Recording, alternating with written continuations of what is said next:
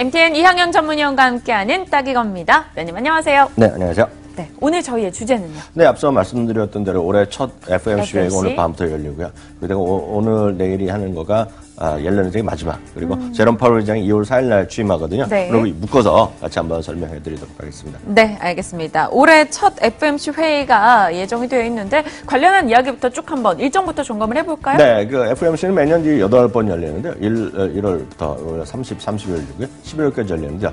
궁금한 게 여기에 딱 별표. 네, 색깔이 달라요. 달린 거 있잖아요. 네. 그건 뭐냐면 그날은 이제 옆에 표시가 있는 날은요. FOMC에 관련해서 의장의 어떤 직접 나와서 기자들과 성명서도 얘기하고 일단 일문일답하면서 얘기하기 때문에 통칭 우리가 별표 있는 날 중요한 날이다. 즉 금리 결정 한 4번 정도에 있는 그 달수에 할 가능성이 크다라는 것이 과거의 상례였죠. 올리거나 내리거나 했을 때. 좋습니다. 그럼 이런 날은 조금 더 주의 깊게 살펴봐야 된다는 거 저희가 여기서 팁으로 얻어갈 수 있을 것 같고요. 네. 본격적인 이야기 시작하기 전에 급질문이에요, 위원님. 네. FOMC가 도대체 뭐냐 하시는 분들도 계실 거거든요. 맨날 FOMC 하는데 이게 설명을 해달라고. 헷갈립니다. 저도 맨날 헷갈리거든요. 이게 이제 이런 게 딱 시험에 나오는 거죠, 진짜요. 페더럴 오픈 마켓 커미티라 그래요. 연방준비제도 이사회의 어떤 통화금리 정책 기구라고 보셔야 되겠는데요.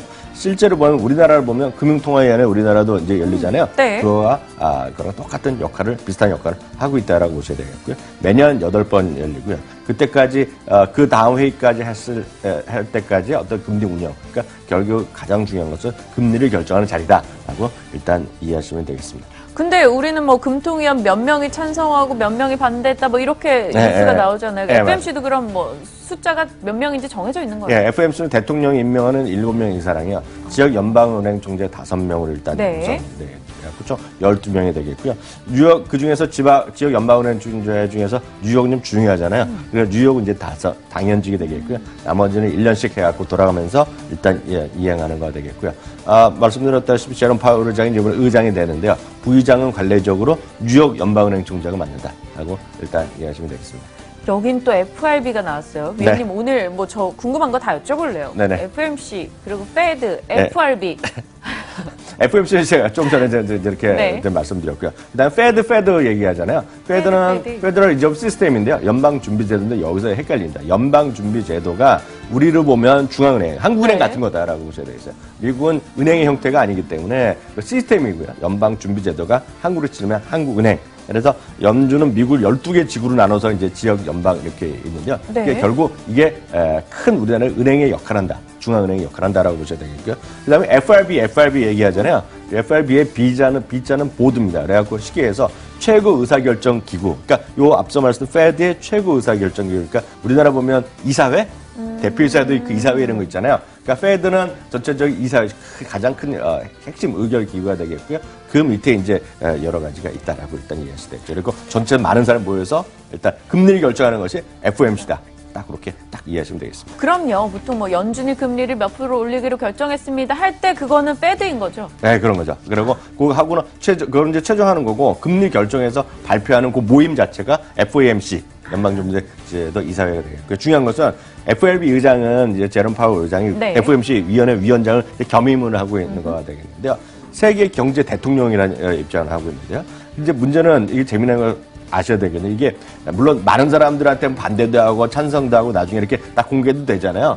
그렇다고 과반수로 결정하는 것이 아니라 의견 다 들어봅니다. 다 들어보는데 제일 마지막 최종 결정은 과반수가 하는 것이 아니라 의장이 직접 딱 의장이. 그러니까 역설적으로 10명이 다 반대하더라도 금리를 올리면 안 되겠습니다 하더라도 의장이 금리 올려야 돼 그럼 올라가는 겁니다. 이거 비민주적인 것이 아니라 그만큼 막강한 권한을 갖고 있고 그 사람은 엄청난 힘을 갖고 있다. 그렇기 때문에 세계 경제 대통령이라는 얘기까지 나옵니다. 이해하시면 되죠. 이런 게 딱 팁이거든요. 시험에 딱 여기 나오죠, 시험에. 저도 몰랐습니다. FOMC 이번 미팅 이야기로 이제 본격적으로 들어가 봐야 될 것 같아요. 이번 미팅에 대해서는 뭐 사실 많이들 거론하지 않고 있는 것 같아요. 왜냐하면 이제 마지막이니까 마지막 가는 사람이 갑자기 금리를 더 올린다. 옐런 의장이 얘기하기도 약간 좀 이상하잖아요. 그래서 그런 거 되겠고요. 작년에 12월 금리 인상이 됐고요.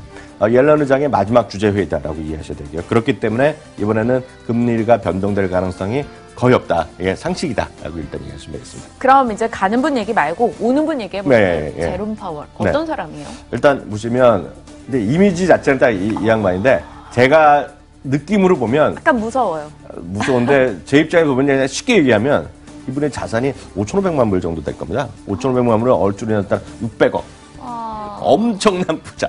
네. 엄청난 부자가 그러니까 이렇잖아요. 제가 봤을 때 600억 있어 보지도 않았지만 이렇게 되면 그렇게 쓸데없이 자기의 사사로운 계산으로 뭔가 판단하지 않을 것 같아요. 제가 보기에는요. 아주 나쁜 사람이 아니면요. 네. 근데 이분은 워싱턴 출신이 되겠고요. 프린스턴 대학에서 정치학을 전공했는데 그다음에 로스쿨로 갔어요. 그래서 로스쿨에서 변호사를 해갖고 월가에서 변호사 활동했고요.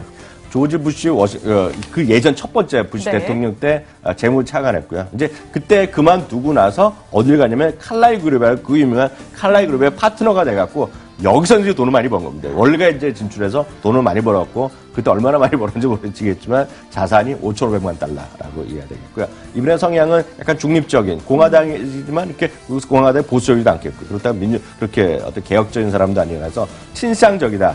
그리고 일정 수준의 금융제는 필요하지만 그렇다고 해서 규제를 많이 하는 것이 아니라 좀 기본적으로 트럼프 대통령에는 규제 완화에 기본적으로 동조하고 있고요. 이분은 여태까지 자기 목소리보다는 다수 의견, 이거 무난하게 하는 성격이기 때문에 트럼프 대통령의 어떤 시각과 그렇게 반하는 거는 안 할 것이다. 지금까지 옐런 의장 시대나 포함해서 이 회의 안에 이 사회에 들어간 이후에 한 번도 공채로 반대 선언을 안 했대요. 물론 토론 과정에 반대를 했지만 네. 옐런 의장한테 아까 말씀드린 대로 옐런 의장이 금리 올려야 되는데 뭐 내리거나 이런 얘기를 한 적은 없다. 그렇기 무난한 사람으로 일단 얘기를 하고 있습니다. 그럼 대체적으로 처음부터 월가에선 반응이 좀 긍정적이었을 것 같아요. 네. 변수가 아니니까. 네, 맞습니다. 그렇기 때문에 크게 변화를 주는 사람이 아니기 때문에 현재 기조가 어떤 기존과 마찬가지로 온건할 거라는 얘기하고 있고요. 최근에 정책 보면 결국 트럼프가 한마디 확 바뀌잖아요. 그러니까 그 양반의 의견에 반해서 뭐 할 가능성은 없다. 그렇기 때문에 전체적으로 보면 시장의 불확실성이 제거된다는 측면에서 보면 일단 기본적으로 좀 뭐랄까 좀 긍정적인 시각으로 일단 이해하시면 되겠습니다. 그렇다면 금융 규제에 대한 이분의 시선은 어떨지 궁금하네요. 네, 가장 중요한 게 이거 되겠고요. 그래서 우리가 얘기하는 도드 프랭크법, 그래서 그 안에 있는 볼코를 약간 또 어려운 얘기인데 그게 핵심이 되겠는데요. 이미 작년 6월에 그러니까 의장으로 지명되기 전에요.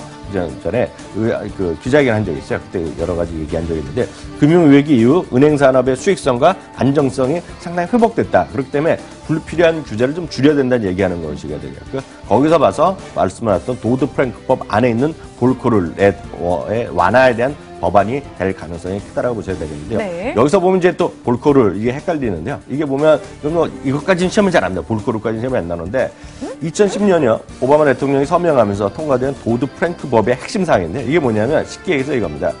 리만 사태가 수많은 방만한 어떤 월가의 과도한 욕심으로 무리하다 이렇게 사고가 터졌으니 네.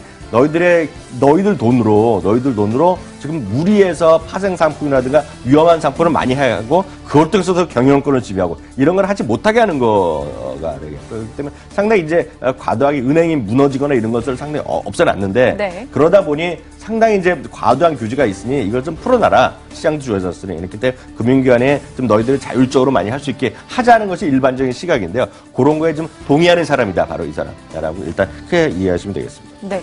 위원님 큰일 났어요. 네. 저희 뭐 시험에 나오는 얘기하다가 네. 시간이 다 가고 있어서 빨리 종목 얘기해야 될 것 같은데 오늘 이 이슈가 시장에 미친 영향 어떤 거 얘기해주세요? 그래서 바로 이 양반이 됐을 때부터 금융주에 대해서 관심이 없다. 왜냐하면 하고자 하는 사업을 너희들 마음대로 해보자 뭐 이런 거거든요. 그렇기 때문에 금융주에서 호재인식하는 것이 맞겠고요. 그런 관점에서 종목으로 들어가면 우리나라나 미국 모두 금융주에 대한 비중 확대라고 이해하시면 되겠습니다. 미국에서는 JP모건 체이스가 뭐 최고의 회사라고 일단 보셔야 되겠고요. 네. 그다음에 한국에서는 증권주, 은행주 그냥 다 포함된 ETF 말씀드리면 타이거 200 금융 ETF. 타이거 200 금융 네, ETF. 제가 봤을 때 이게 가장 무난하고요. 지금 은행, 증권주 뭘 선택하시기 쉽지 않으신 분은 딱 제가 보기엔 이거 사시면 되겠습니다. 위원님께서 어젠가 이 한국금융지주 좋을 것 같다 얘기해 주셨는데 어제도 주가 잘 가더라고요. 제가 뭐 말해갖고 하루 올라가고 이런 건 뭐 좋아할 것도 아니죠. 오늘 떨어지면 욕먹잖아요. 그러니까 그런 것이 아니라 긴 흐름에서 금융주에 대한 금융업종 비중 확대가 저의 기본적인 시각입니다. 타이거 200 금융 ETF 하나의 금융주를 골라내기 어렵다 하시는 분들이라면 또 이렇게 크게 한번 관심을 가지고 ETF 살펴보시는 것도 좋을 것 같아요. 언제나 그렇듯 ETF는 여러분의 HTS에서 종목처럼 검색이 가능하니까요. 편안하게 한번 투자해보시는 것도 좋을 것 같습니다. MTN 이항영 전문위원과 함께하는 딱이거였습니다. 위원님 고맙습니다.